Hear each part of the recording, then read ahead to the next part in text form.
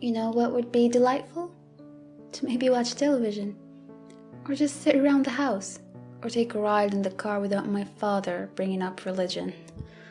Father is a master at turning any conversation into a lecture about faith. Anything he reads, sees, or hears in the media is a prompt for him to hold forth on spirituality. Good God, I've even seen the man be inspired by weather patterns. Know that we are not alone, and that there exists a power greater than anything we can conceive on this earth, he says. Know that the courage of faith is a bravery surpassing that of the assembled armies of the earth, he says. Faith will be tested, he says. Faith will be rewarded, he says, and he says, and he says, and he says.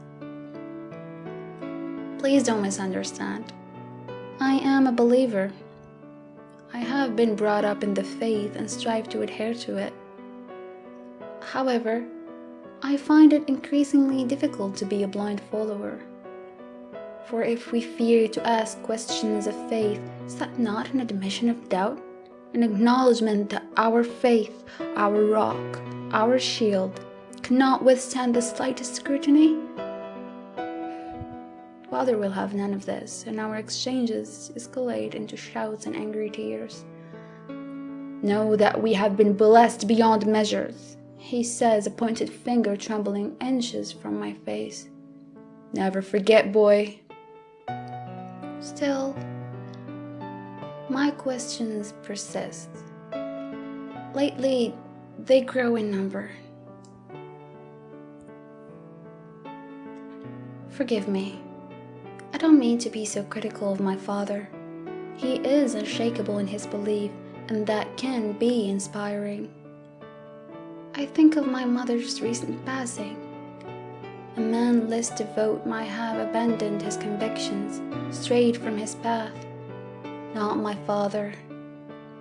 Also admit that, to those not ceaselessly subjected to his spoutings, father is quite charming. The impression he gives is not that of a wild-eyed zealot. He's patiently persuasive, and he has a certain charisma. Several people in our town have come around to his way of thinking, and they include some of our more notable residents, elected officials, captains of industry, members of law enforcement. Good friends to have.